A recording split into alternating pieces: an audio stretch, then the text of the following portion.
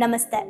Life changing habits ಬದುಕು ಬದಲಿಸುವ 21 ಅಭ್ಯಾಸಗಳು, ಸರಳ ಅಭ್ಯಾಸಗಳು, ಸುಂದರ ಬದುಕು. ಬರ್ದಿರೋದು ತಾರಾ ಮಂಜುನಾಥ್, ಅಂದ್ರೆ ನಾನು.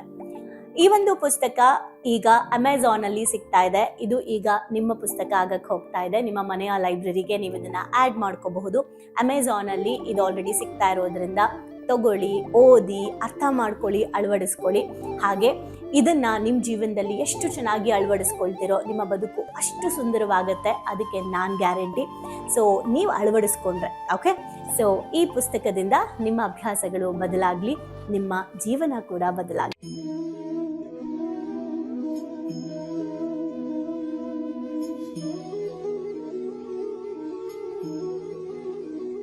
ನಮಸ್ತೆ. ಓಯಾಸಿಸ್ ಬದುಕು ಭಾವನೆ ಯಶಸ್ಸು, ಬರಡಾದ ಬದುಕಿಗೆ 23 ಸ್ಫೂರ್ತಿಯ ಚಿಲುಮೆಗಳು. ಬರ್ದಿರೋದು ಗಿರೀಶ ಶ್ರೀಪಾದ ಮೇವುಂಡಿ ಅವರು.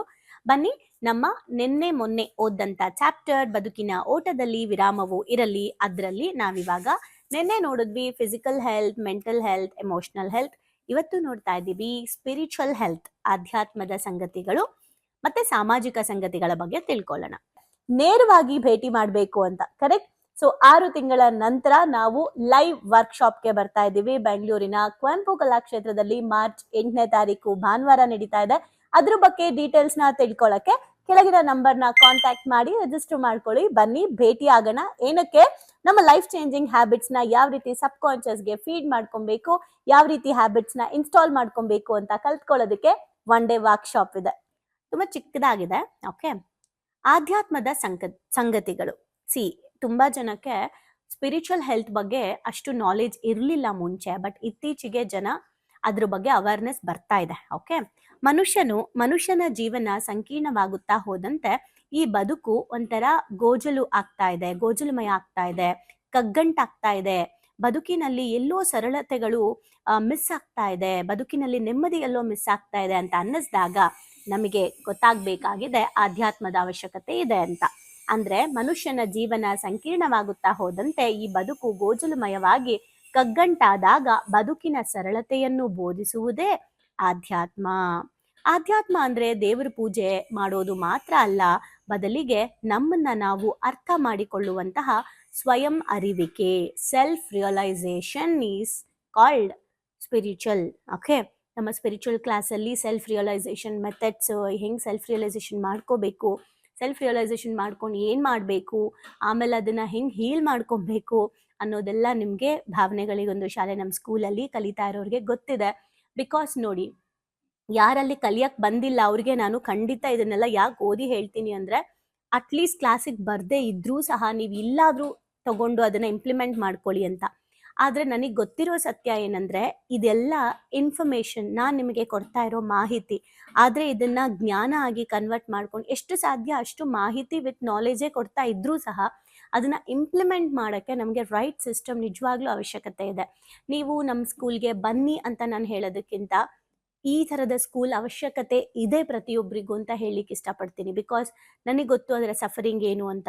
ಇವತ್ತು ನಮ್ಮ ಭಾವನೆಗಳಿಗೊಂದು ಶಾಲೆಯಲ್ಲಿ ಆಲ್ಮೋಸ್ಟ್ ನಮ್ಮ 2 ಬ್ಯಾಚ್ನ ಸೇರಿಸಿದ್ರೆ 1000+ ಪೀಪಲ್ಸ್ ಇದ್ದಾರೆ. ಸೊ ಒಂದೊಂದು ಬ್ಯಾಚ್ ಒಬ್ರೊಬ್ರು ಅಂದರೆ ಈಗ 30 ಡೇಸ್ ಕ್ಲಾಸ್ ಇವೆಲ್ಲವೂ ಮಾಡ್ತಾ ಇರೋದ್ರಿಂದ ಜಸ್ಟ್ 30 ದಿನದಲ್ಲಿ ಅವರಲ್ಲಿ ಆಗೋ ಟ್ರಾನ್ಸ್ಫಾರ್ಮೇಷನ್ನು ಆ್ಯಂಡ್ ಇನ್ನು 1 ವರ್ಷದಲ್ಲಿ ನಮ್ಮದ್ರಲ್ಲಿ ಕೋರ್ಸ್ ಮುಗಿಸಿರೋರ ಒಂದು ಟ್ರಾನ್ಸ್ಫಾರ್ಮೇಷನ್ನು ಎಲ್ಲವೂ ಕೂಡ ತುಂಬ ಡಿಫ್ರೆನ್ಸ್ ಇದೆ ಅವರ ಮುಂಚಿನ ಲೈಫ್ಗೂ ಇವತ್ತಿನ ಲೈಫ್ಗೂ.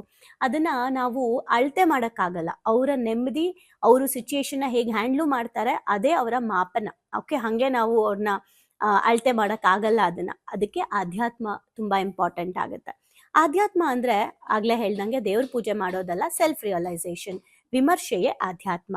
ಹಾಗಿದ್ರೆ ನಾವು ಆಧ್ಯಾತ್ಮದಲ್ಲಿ ಅನಾರೋಗ್ಯದಲ್ಲಿದ್ದೀವಿ ಅಂತ ಹೇಗೆ ಕಂಡುಹಿಡಿಯೋದು ಅಂದರೆ, ಗುರಿ ಮತ್ತೆ ಉದ್ದೇಶವನ್ನ ಇನ್ನೂ ತಿಳ್ಕೊಳ್ದೆ ತೃಪ್ತಿ ಇಲ್ಲದೆ ಬದುಕನ್ನ ಮಾಡ್ತಾ ಇದ್ರೆ ಸ್ಪಿರಿಚುವಲಿ ನಾವು ಅನಾರೋಗ್ಯದಲ್ಲಿದ್ದೀವಿ. ನಂಗೆ ತೃಪ್ತಿನೇ ಇಲ್ಲ ಅಂದ್ರೆ ನೀವು ಆಧ್ಯಾತ್ಮದಲ್ಲಿ ಇಲ್ಲ.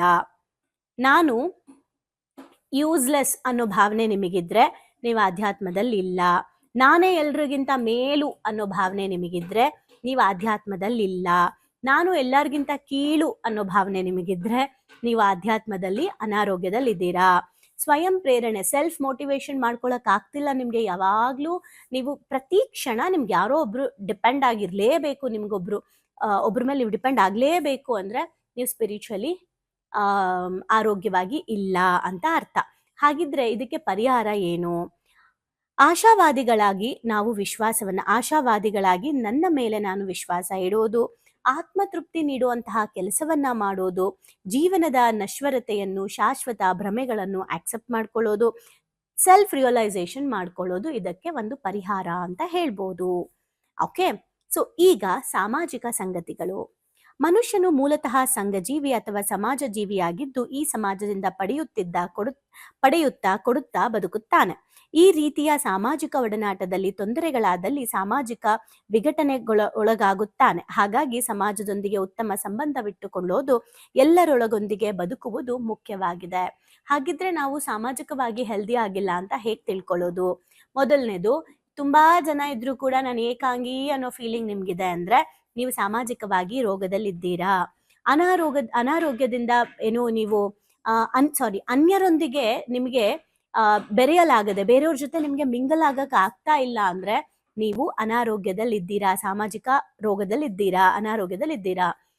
ತನ್ನನ್ನ ಗುರುತಿಸ್ಕೋಬೇಕು, ಯಾರಾದ್ರೂ ನನ್ನನ್ನ ಗುರುತಿಸ್ಬೇಕು ಅನ್ನೋ ಎಕ್ಸ್ಪೆಕ್ಟ್ ಅಲ್ಲಿ ನೀವಿದ್ದೀರಾ ಅಂದ್ರೆ ಅನಾರೋಗ್ಯದಲ್ಲಿದ್ದೀರಾ. ಅಂಡ್ ಇನ್ನೊಬ್ರಲ್ಲಿರೋ ಒಳ್ಳೆದನ್ನ ನಿಮ್ಗೆ ಗುರ್ಸಕ್ ಆಗ್ತಾ ಇಲ್ಲ ಅಂದ್ರೆ ನಾವು ಅನಾರೋಗ್ಯದಲ್ಲಿದ್ದೀವಿ, ಸಾಮಾಜಿಕ ಆರೋಗ್ಯ ಚೆನ್ನಾಗಿಲ್ಲ.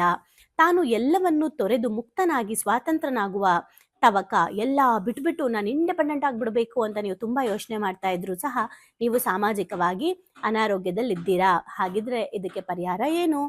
ಸಮಾಜದಲ್ಲಿ ತನಗೆ ಸರಿ ಹೊಂದುವ ಜನರ ಗುಂಪಿನ ಜೊತೆ ಇರೋದು, ಕ್ರೀಡೆ ಮತ್ತು ಮನೋರಂಜನಾ ಚಟುವಟಿಕೆಗಳಲ್ಲಿ ಭಾಗವಹಿಸೋದು, ಡ್ಯಾನ್ಸ್ ಮಾಡೋದಾಗಿರ್ಬೋದು, ಸ್ಪೋರ್ಟ್ಸ್ ಆಗಿರ್ಬೋದು, ಅದರಲ್ಲಿ ಭಾಗವಹಿಸೋದು. ನೀವು ಅಟ್ಲೀಸ್ಟ್ ಮಾಡೋಕ್ಕಾಗಿಲ್ಲ ಅಂದ್ರೂ ನಿಮಗೆ ಅದನ್ನ ನೋಡೋಕ್ಕಾದ್ರೂ ಹೋಗಿ ಆ ಎಂಜಾಯ್ಮೆಂಟ್ನ, ಆ ಎಂಟರ್ಟೈನ್ಮೆಂಟ್ ತಗೊಳ್ಳಿ. ಅಂದರೆ sports, dance, drama, cultural activities, ಈ ಥರದಕ್ಕೆ ಹೋಗಿ. ನೀವು ಮಾಡಲಿಲ್ಲ ಅಂದ್ರೂ ಅಟ್ಲೀಸ್ಟ್ ಪಾರ್ಟಿಸಿಪೇಟ್ ಮಾಡಿ. ಊರುಗಳಲ್ಲಿ ನಾಟಕಗಳಾದಾಗೆಲ್ಲ ಹೋಗಿ ಕೂತ್ಕೊಳ್ಳಿ. ಸೊ ಸಾಮಾಜಿಕ ಜವಾಬ್ದಾರಿ ಅಂತ ಬಂದಾಗ ಅಲ್ಲಿ ನೀವೇನಾದ್ರೂ ಚಟುವಟಿಕೆಗೆ ನಿಮ್ಗೆ ಅವಕಾಶ ಸಿಕ್ಕಿದ್ರೆ ಅದನ್ನ ತಗೊಳ್ಳಿ. ಸಮಾಜಕ್ಕೆ ರಿಲೇಟೆಡ್ ಏನಾದ್ರೂ ಒಂದು ಗ್ರೂಪ್, ವಾಲಂಟಿಯರ್ಶಿಪ್. ಓಕೆ, ಅಂದ್ರೆ ನೀವು ಜವಾಬ್ದಾರಿನ ತಗೊಂಡು ಹೋಗಿ ವಾಲಂಟಿಯರ್ಶಿಪ್ ಮಾಡಿ. ವಿತೌಟ್ ಎನಿ ಎಕ್ಸ್ಪೆಕ್ಟೇಷನ್ ನೀವು ವಾಲಂಟಿಯರ್ ಮಾಡಿ. ಅಂದ್ರೆ ಈಗ ಎಷ್ಟೊಂದು ಜನ ನೋಡಿ ಟೆಂಪಲ್ಸ್ಗಳಿಗೆ ಹೋಗಿ ವಾಲಂಟಿಯರ್ ಕೇಳ್ಕೊಂಡು ಕೆಲಸ ಮಾಡ್ತಾರೆ, ಸೇವೆ ಮಾಡ್ತಾರೆ. ಇದೆಲ್ಲವೂ ಸಾಮಾಜಿಕವಾಗಿ ನಾವು ಹೆಲ್ದಿ ಆಗಿರೋದಕ್ಕೆ ಹೆಲ್ಪ್ ಮಾಡುತ್ತೆ. ಹಾಗೆ ಬೇರೆಯವ್ರನ್ನ ಗೌರವಿಸಿ ಜೊತೆಗೆ ಗೌರವನ ಪಡ್ಕೊಳ್ಳಿ. ಆಗ ನೀವು ಸಾಮಾಜಿಕವಾಗಿ ಹೆಲ್ದಿ ಆಗಿದ್ದೀರಾ.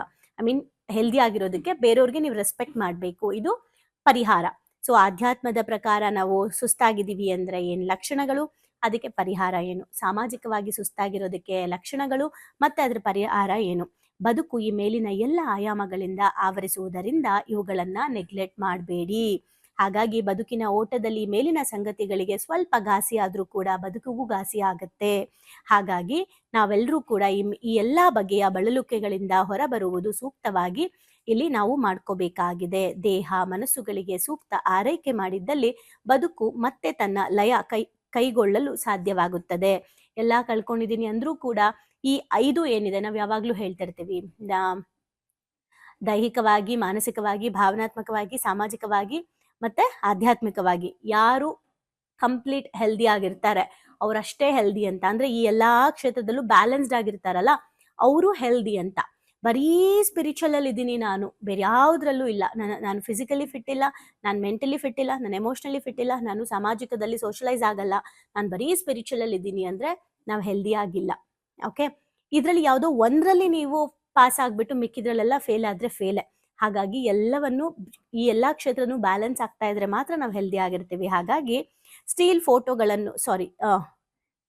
ಫೋಟೋಗಳನ್ನು ತೆಗೆಸಿಕೊಳ್ಳುವಾಗ ಮಾತ್ರ ನಾವು ಹಸನ್ಮುಖಿಗಳಾಗಿರುತ್ತೇವೆ. ನಾವೇನಾದ್ರೂ ಒಂದು ಫೋಟೋ ತಗೋಬೇಕಾದ್ರೆ ಮಾತ್ರ ನಾವು ಸ್ಮೈಲ್ ಕೊಡೋದಲ್ಲ, ನಾವು ನಗುವುದು ಜೀವಂತವಾಗಿ ನಾವು ನಗ್ತಾ ಇರ್ಬೇಕು. ಅಂದ್ರೆ ನಾವು ಬರೀ ಫೋಟೋಗೋಸ್ಕರ ನಗೋದು, ಸುಮ್ಮನೆ ನಗೋದಲ್ಲ, ಜೀವಂತವಾಗಿ ನಗ್ತಾ ಇರ್ಬೇಕು. ಆಗ ಮಾತ್ರ ನಾವು ಓಡ್ತಾ ಇರುವಂತಹ ಓಟದಿಂದ ಸ್ವಲ್ಪ ವಿರಾಮ ತಗೋಬೇಕು ಅಂತ ಅಂದ್ರೆ ಇವೆಲ್ಲವನ್ನು ನಾವು ಫಾಲೋ ಮಾಡ್ಬೇಕಾಗತ್ತೆ.